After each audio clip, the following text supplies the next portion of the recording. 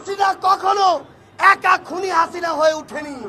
ওই 5ই আগস্ট যেদিন বাংলাদেশের মানুষ তাকিয়েছিল যে কখন আমরা গণভবনের দিকে যাব, তখন উত্তরা বিএলএস এর আজকের এই অবস্থান থেকে প্রথম ওই গণভবনমুখী যাত্রা শুরু হয়েছিল। এই বাংলাদেশে আজকে অভ্যুত্থানের 8 মাস পরে দাঁড়িয়ে জাতীয় নাগরিক পার্টির বলতে হবে না আপনাদের কি করতে হবে, জাতীয় নাগরিক পার্টির বলতে হবে না অন্তর্বর্তীকালীন সরকারের কি করতে হবে। এই বিএনএস সেন্টারের দেয়ালগুলো বলে দিবে বাংলাদেশের অন্তর্বর্তীকালীন সরকারের আজকে কি করতে হবে। এই ফ্লাইওভারের দেয়ালের দিকে যদি তাকান, ওই দেয়ালে লেখা আছে খুনি হাসিনা।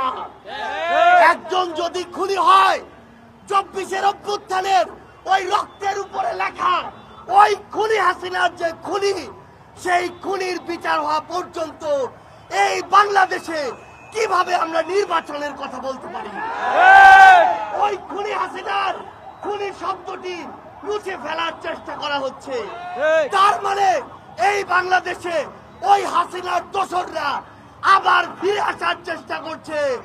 খুনি হাসিনা থেকে খুনি শব্দটি মুছে ফেলার চেষ্টা করছে। এটি হচ্ছে এই মুহূর্তে অন্তর্বর্তীকালীন সরকার এবং আইন শৃঙ্খলা রক্ষাকারী বাহিনীর সবচেয়ে বড় সীমাবদ্ধতা, যে ওই খুনি হাসিনা থেকে খুনি শব্দটি মুছে ফেলার স্পর্ধা এখন এই বাংলাদেশে কেউ দেখাচ্ছে। ওই দেয়ালে এখন লেখা রয়েছে স্বৈরাচার চাই না। রক্তের বিনিময়ে এই উত্তরা, এই বাংলাদেশ যে স্বৈরাচারকে হটিয়েছে, সেই স্বৈরাচার এই বাংলাদেশে আমরা আর চাই না। এই স্বৈরাচার কখনো একা স্বৈরাচার হয়ে উঠতে পারে না। হাসিনা কখনো একা খুনি হাসিনা হয়ে ওঠেনি।